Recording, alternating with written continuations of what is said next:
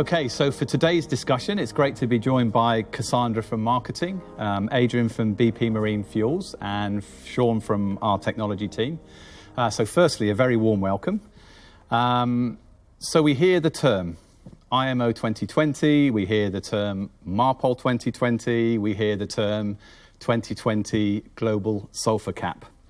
I think they all relate to the same topic, and obviously there's a major change coming in January next year. So maybe Cassandra, to start with, could you help summarise actually what is the 2020 global sulfur cap? Yeah, thank you, Neil. So as you've referred to, there are many different ways that this new regulation is being named. But the IMO global sulfur cap is really around looking at taking the level of sulfur in the fuel down from the current level, which is a maximum of 3.5%, down to 0.5%. And this change is coming in on the 1st of January 2020, which is what gives it the name. And really, it's been designed to help support the reduction of harmful emissions coming from the shipping industry. And that's why the International Maritime Organization has put this new regulation in place. Adrian, yeah, I'd like to bring you in immediately because clearly it has a big implication on fuel. There's lots of acronyms around what we call the fuels and how we abbreviate. So perhaps just before I ask you the first question, could you help explain the abbreviations and actually what the fuel types are? Yeah, certainly. To start off, we have HSFO, which is high sulfur fuel oil, and that's where that's the fuel that's being used by the majority of the fleet globally at the moment, and that has a maximum sulfur level of 3.5%. You then have another fuel that is being used at the moment, which is MGO, marine gas oil.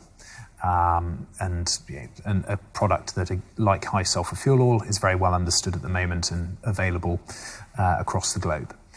The new addition is very low sulfur fuel oil, which has a maximum sulfur level of 0.5%, or also known as VLSFO. That product is primarily a blended product rather than something that's being produced straight out of a refinery.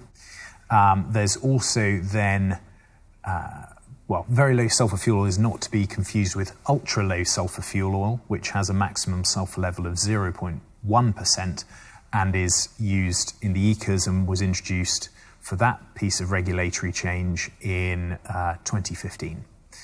Then lastly, but by no means least, LNG, so liquid natural gas, which is again something that is in the market at the moment, is a developing fuel in terms of market share, and one that certainly we believe in the future, in the next 10 years, does have a place within the market, but at the moment probably only makes up 3% of bunkers burnt globally. Great. That's very helpful for me anyway, so thank you very much for that. Yeah. So anyway, so now we've got some clarity. So if I'm a customer, and we're talking to our distributor partners, so if I'm a kind of vessel owner or vessel operator, what choices will I have to ensure that I'm compliant as we move into January 2020? Yeah, no, it's a very good question, and one that ship owners have been grappling with.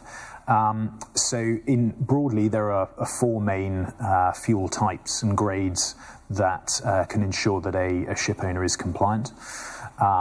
Firstly, they can continue to burn high sulfur fuel oil, but they must have installed what's known as a scrubber, exhaust gas cleaning system on their vessel, which does require quite a considerable investment, and there's an awful lot written in the industry press about that. The second option would be to burn marine gas oil, which is already is a very, very well-known product and widely available across the globe.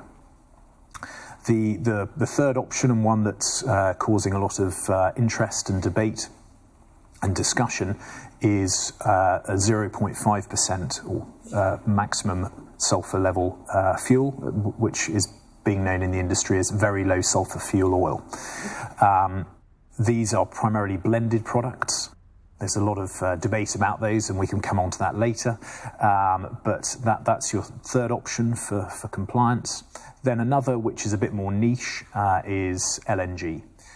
which we think will continue to be quite a specialised play, requires an awful lot of investment, both in terms of infrastructure and also on board the vessel. So those are your four options, really.